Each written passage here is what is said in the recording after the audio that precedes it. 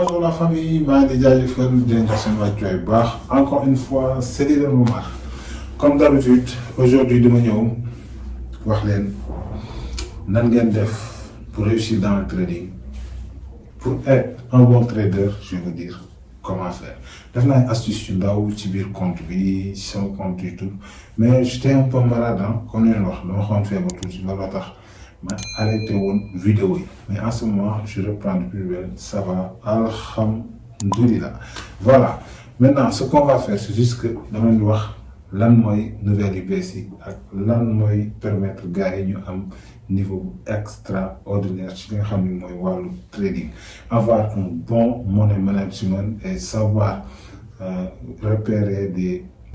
des opportunités clés sur le trading, voilà, sur les graphiques et tout ça. Bon, premièrement ñi nga xam ne bëgg nañ am sama formation gratuite, c'est juste que da ngay ubbi lien bi nga xam ne moo nekk ci suuf ba ubbi sa compte XM. boo ubbee sa compte XM ba pare là nga link ko ak li nga xam ne mooy sa MetaTrader 5 MetaTrader 4 mooy bi nga suivre bi nga choisir bi ngay ubbi sa compte XM. boo ko ubbee ba pare dafa am ñaari façon. bu fekkee bonus bi kese ngay trader là da ngay am juste nan ngay def pour maîtriser et tout ça. bu fekkee bëgg nga formation bi nga xam ne moo nekk si biir Rockaway Business Company nekk 100 et quelques mille, là boo ko bëggee il va falloir déposer $50 si biir compte XM. boo ko déposer dañ lay jël privé di la wan nan ngay def pour trader ba pare di la jox ay position. Voilà, $50 ngay déposer sa biir compte XM ñu jàngal la nan nga koy déposer et tout ça. À part de là nan lay jàngal nan ngay def pour mën trading, nan ngay def pour telle position yi jël moom ngay jël copy trade lay doon rek. du ñu defee position dañ lay jox même position bi nga jël bu ñu lay tëj bi ñuy tëj ñu wax la tëjal. Voilà, bu fekkee nag na nga déposer plus de $200 na ngay am formation bi nga xam ne mooy 200 et quelques mille. Voilà, moo nekk moom yéen a gis. Formation boobu day am accompagnement et tout léppay nekk ci biir. Voilà, moo tax ma ne leen bu leen tardé vidéo yi. lan moo leen di may sens ngeen mën a atteindre seen niveau taf léegi. Bon, aujourd'hui nag loolu laa la indiloon. Bon, benn astuce benn capture d'écran la ñuy maye mooy capture d'écran bi nga xam ne gars yu bëri ñu ngi koy xaar. Voilà, nan ngay def pour détecter li nga xam ne mooy stratégie, nan ngay def pour créer sa stratégie, nan ngay def pour xam ne lii graphique bi day yéeg day wàcc. Bon, damay partager benn stratégie boo xam ne ça marche très bien. yéen bu fekkee utiliser ngeen ko vous allez savoir que ça marche très bien. man nag fi nekk nii j'ai travaillé plus de 4 stratégies de trading. 4. Voilà, première bi laa leen di jox, deuxième bi moo gën a efficace, troisième bi moom ça marche presque à tous les coups, quatrième bi nag moom de tout le temps nga jël position, mais saa yi boo jëlee position sauf que tu vas faire des bénéfices. Voilà, pour me bàyyi loolu yëpp bu chaîne bi atteindre 10 000 abonnés, voilà, bu atteindre 10 000 abonnés ak 100 000 vues dinaa bàyyiwaat beneen stratégie. Voilà, comme ni ko yéen youtubeur defee laa koy defee. Voilà, stratégie nag bëriwul bokkul, am na youtubeur yoo xam ne dañu am stratégie. Bon, seen stratégie day multiple, mais man sama stratégie je l'ai travaillé doucement ci ay compte démo jusqu'à avoir des bons résultats. loolu bu ngeen ko bëggee am na ngeen may suivre carrément ma wax leen nan ngeen def pour am loolu. Voilà, bon dañuy dem ci capture bi, dama leen wax bu leen fàtte abonné, like, commentaire. En plus bu leen fàtte ubbi seen compte, déposer $50 pour am formation bu 100 et quelques mille gratuitement, plus accompagnement et tout. boo déposer $200 là dañ lay jël accompagner la defal la lépp ba nga atteindre ses gains les plus hauts. Voilà, noonu lañ def. ñi nga xam ne déposer nañ plus de 200 plus que $200 mën nañ la defal ay compte fournisseur yoo xam ne ay $4,000 $5,000 lay doon ba $10,000. ñu dem ci capture bi. d'écran bi léegi dam leen di wax nan ngay ban astuce ngay def pour am stratégie de trading boo xam ni tu vas gagner minimum chaque trade. bu fekkee am nga 0,5 chaque trade $20 ou $40 coupé. parce que chaque trade nag da ngay am li nga xam ne mooy objectif say trade foog nga am ci objectif mooy du ma atteindre $20 wala du ma atteindre $100 damay couper ci 4 positions yu baax. Si j'atteins $40 wala si j'atteins $50 damay tëj position bi, même bu continuer je ferme, ou bien je fais du swing mooy tant que position bi wanuma figure de retournement man duma tëj sama position. Voilà, léegi dañuy dem ci benn position ma jëloon nga xam ne bu mu àggee ci support bi dama tëj, mooy dafa àgg ci support bi ngeen gis ci suuf yi, support bi xaaral ma kale leen ku mu àggee ci support bi rek dama tëj, parce que dama xam ne mën na yéegaat à tout moment jël controversé ëlbati ko def nii. Voilà, léegi bii opportunité bi ñaari opportunité laa ci am, te ñaari opportunité yëpp dama ko réaliser bu baax bu nice. Première opportunité mooy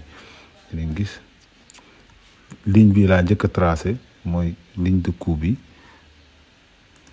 yéen a ngi gis fii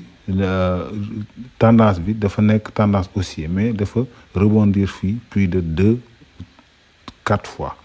bi mu rebondir fii plus de 2-4 fois dama tracé xaar mu def cassure fii vers le bas, mais deful cassure, dafa ñëw continuer. bu mu continuer mënuma comprendre kan lay wàccaat, dama abandonné woon trade bi bàyyi noonu. Maintenant bi mu retourné ñëw ba fii def double top, bi mu defee double top dama tracé sama benn ligne prédiction ne monnaie bi mën na wàccaat fii ba fii, yéen a ngi gis. Voilà, léegi bi mu ñëwee def benn double top dama njëkk a jël position. Loolu sama stratégie bu bees la boo xam ne moom chaque double top damay teg sama stop loss ci kaw fii nii, gis nga dama teg sama stop loss ci kaw fii. léegi ma tegee sama stop loss ci kaw dama jël position vente sell, ñu gis ma defee position vente sell, sama stop loss nekk ci kaw, nii laa def bàyyi marché bi ñëw bu fii. bi mu ñëw fii yaa ngi gis dafa créer double top plus épaule, genre tête épaule encore fii, yéen a ngi gis. Voilà, noonu laa élaboré stratégie bi et ça a bien marché. tëjuma sama position, bi mu évoluer tuuti rek dama jël sama stop loss sécurisé ci sama suuf position, parce que bi mu defee double top rek xaaruma mu def ligne bu rouge wala, parce que double top bi ça m'était sûr que dina def descente. Voilà, ak annonce économique bi aussi c'était négatif. Voilà, deux astuces laa boole pour mën a am trade bu gudd bu baax. Voilà, ak low 0,05. léegi bi mu commencé développer rek dama jël sama stop loss teg ko ci sama suuf position ci kaw fii, sama position fii la nekkoon, ma teg ko ci suuf. mu ko tegee ci suuf tak mu évoluer ba fii dama ñëwaat jël sama stop loss gën ko yokk. Voilà, bi ma yokkee sama stop loss marché bi dafa nekk di évoluer. waaw bi mu ñëwee fii dafa mel ni kuy yéegaat, mais teewul sama stop loss dama ko bàyyi fii rek, bu ko laalee ma génn en gain. waaw man noonu lay trader, bu ko laalee je m'en fous, je vais sortir en gain. Maintenant léegi dama bàyyi mu évoluer complètement. léegi bi ma bàyyi mu évoluer en certain moment dafa commencer reprendre à la baisse. mu reprendre à la baisse dama jël sama stop loss indi ko ba ci prix fi mu defee rebond ma bàyyi ko fa. bi mu ñëwee ba ci prochain rebond bi là dama préparer jëlaat benn position ci même monnaie bi sans tëj sama position bi ci kaw. man loolu laa sama stratégie multiface, moom laa ko wax multifacette. léegi yeneen gis bi ma jëlee sama stratégie multifacette, sama position mu ngi daw, c'est sécurisé déjà. léegi damay jël beneen position. Voilà, position yi fa laa koy jëlee mooy cassure bi, yeneen gis cassure bi. à partir de cassure bi laay jëlee sama position. Bon, bi marché bi cassé tëf dama jël position. noo jëlee pour une deuxième position ci haut JPY bi, yaa gis dafa retourné waat. woon leen ko, voilà, woon leen bi ma jëlee sama position sama marché dafa retourné waat, yéen gis dafa yéegaat tuuti. voilà fekk sama stop loss mu ngi fii ci kaw léegi bu mu yëgaatee tuuti comme que j'étais pas sûr que ne day retourner ou du retourner parce que mën na retourner à tout moment parce que marché bi tendance haussière la nekk ma def nii ma wàccee sama stop loss ba fii ci dernière pullback bi nga gis pullback bi pour continuer descente bi nga bàyyi sama position bi ak stop loss am tamit ci kaw fii léegi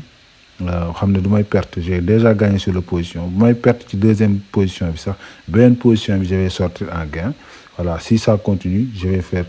damay defaat gain yu ëpp loolu voilà léegi prochain bi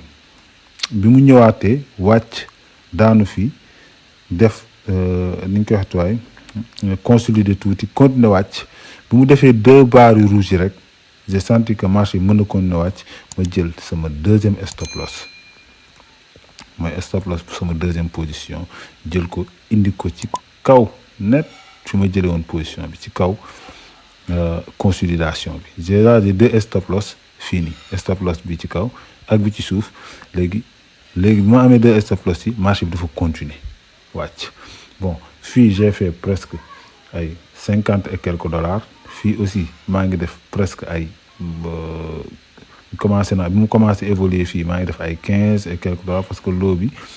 bi damay jël loo 0,05 0,06 des fois voilà mais samay loo moom dama ko respecté damay teg ay règles ci samay trade voilà léegi ñaari ñu ngi évoluer déjà j'ai 2 trades gagnants en plus mëntum ci gerte perdant parce que sécuriser naa leen yéen a ngi gis voilà léegi bi marché bi commencé yéegaat dafa yéegaat nii dama doon xaar mu wàccaat ba léegi tëj ma sama position ma xaar mu wàccaat mu yéeg ma bàyyi mu évoluer bu mu ñëwee ba fii ci dernière support bi dernière bi pour man day gën a copier day gën a continuer parce que gis naa tête épaule bu ndaw figure de retournement la boo gisee ci marché haussier mais dafay lii day firndeel ni day continuer wàcc maintenant bu mu defee 3 bougies bi mu defee plus de 3 bougies intenses yu vertes yi mu defee 3 xam naa du leer fii quoi mu defee 3 bougies yu intenses yi léegi nag ci laa décidé tëj sama position yëpp parce que en ce moment dama gis épaule fii tête ba pare fii nii bougie bi mu ñëwaatee def nii ma gisaat épaule tête ça montre que figure de retournement la moo tax ma tëj sama position dama tëj sama position rek yaa gis marché bi jëlaat beneen tour ñëwaat presque ba samay position voilà bi mu ñëwaatee ba samay position fii ma jëlaat beneen ligne moo nekk nii teg ci consolidation bi teg fii am naa 2 impact samay ñaari position yi njëkk yi génn naa ci en gain ma amaat 2 impact léegi di xaar mu def drapeau parce que souvent marché bu defee nii bay wàcc bu yéegaat day créer drapeau du wàccaat léegi nag là si laa jël sama pose si laa jël sama tracé benn ligne ñëw ba ci suuf fii léegi nag teg sama point mais tracé wu ma dara parce que xamaguma ndax day continuer wàcc wala day continuer yéeg parce que fii na nga am genre figure de retournement bi mu wàccaatee ba ci même ligne de coup yi ma ñëw tracé waat sama benn ligne de coup ma am ba 2 points beneen point fii 1 point fii 1 point fii là je vois que ne créé benn biseau waaw genre drapeau la mais biseau lañ koy wax yu ñu ko créé biseau yi lu muy gën a dem day gën a serré bu serré bu kasee ci suuf rek day continuer wàcc voilà léegi bu mu créé biseau bi laal 3e partie am naa 1 considération premier point 2e point bu ñëwee fii ci suuf ma am premier point 2e point ñëw fii ëllëg ma am 3e point ma am cassure ci point bi léegi nag damay xaar mu def pullback parce que xam nga 3e point 2e point day valide ma def pullback bu defee pullback à part de pullback bi mu def là ci la xam ne day wàcc ma jëlaat sama position fii teg sama stop loss ci kaw pullback bi voilà teg sama stop loss ci kaw pullback bi bàyyi mu continuer voilà ci biir stop loss bi j'allais perdre $10 pour gagner ici plus de 20 à 40 dollars yéen a ngi gis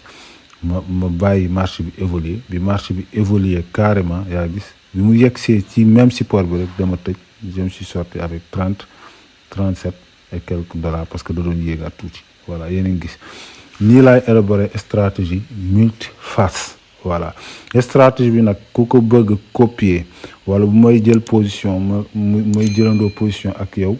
carrément da ngay abonné ci sama biir site am na benn page bu ñuy préparer boo xam ni da ngay quand tu payes tu vas avoir les signaux yi may joxe signaux yi damay wane lan moo tax ma joxe parce que am ñoo xam ne dañ lay jox signaux kese noonu sans wan la graphique bi li tax mu jël signaux man sama signaux damay dugal graphique bi wax la concrétiser la lan moo tax ma jël position bi lii moo tax ma jël position bale lii moo tax ma jël position bi ça doit évoluer dans ce sens ça doit évoluer sur ce sens là pour mu mën a nga mën a def ay gains voilà du ma gisee drapeau dama lay wax ne cassure de drapeau moo tax ma jox la signal de position boobu ça veut dire que yow na ngay jël mais nga xam lii moo tax man ma jël position ci monnaie bi yéen a ngi comprendre bu baax maintenant li mu leen di wax mooy